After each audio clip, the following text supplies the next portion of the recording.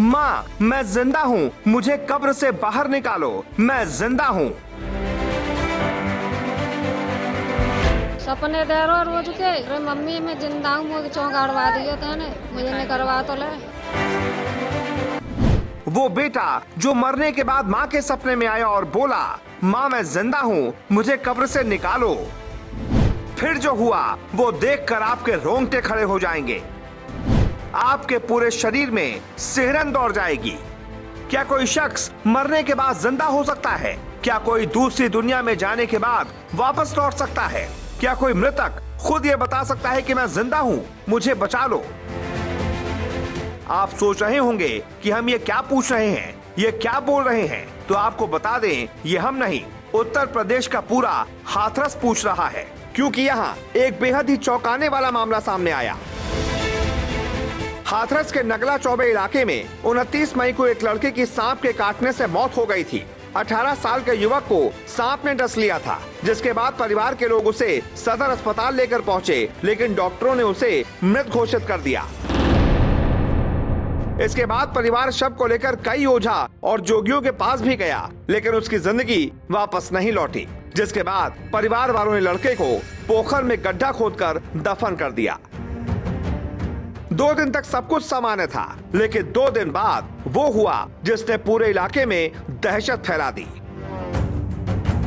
मृतक की मां का दावा है कि घटना के 2 दिन बाद से ही उन्हें सपने में उनका बेटा दिखाई देने लगा था, जो रोज सपने में आकर कहता था, माँ मैं जिंदा हूँ, मुझे कब्र से निकलवा लो। ये सांप न खा लो भैया। अच्छा जी। फिर हम लैब डोले जा चारों लोग। अच्छा। बाई न पे डॉक्टर न पैसा बनता, फिर बाई ने मना कर दी। अच्छा। फिर लाके हमने घर रख लो, फिर सवरे कह रहे अब लगा दे जाए। अच्छा, फिर उसके बाद क्या हुआ? अब इनको निकाला क्यों जा रहा है? सपने दे रो रोज के। क्या कह रहे हैं? अरे मम्मी मैं जिंदा हूँ, मुझे चौंकाड़वा दिया तूने। अच्छा। मुझे नहीं करवा तो ले। ये सपने से क्या आपको ही आते हैं? घर में सबों को आते हैं? घर में आते हैं, मोहल्ला वाले में क्यों आते हैं? झाड़ू वाली आए। अच्छा, हाँ। तो फिर उसके बाद आपने क्या किया? मैं भैया दिल गवाई ना कही, हम तो कह रहे निकालो छुरा। अच्छा। सिर्फ माँ ही नहीं, पूरे मोहल्ले में आसपास के कई लोगों को मृतक ने सपने में आकर यही कहा कि माँ मैं जिंदा हूँ, मुझे कब्र से निकलवा लो। पूरे मोहल्ले में ये जानकर दहशत फैल गई। इसके बाद आनन फानन में अगले ही दिन प्रशासन की अनुमति से कब्र खोदी गई, लेकिन फिर जो हुआ वो देखकर सब चौंक गए। कब्र में मृतक की लाश मौजूद थी और वो पूरी तरह सड़ चुकी थी, जिसकी वजह से लोगों ने वापस उस लाश को गड्ढे में डालकर ऊपर से मिट्टी डाल दी। ये आप बॉडी को निकाल रहे हैं? क्या उसमें क्या पोजीशन है उसकी? बिल्कुल सड़ी हुई बॉडी है। अच्छा। फिर ये लोग बोल रहे हैं कि निकालो निकालो।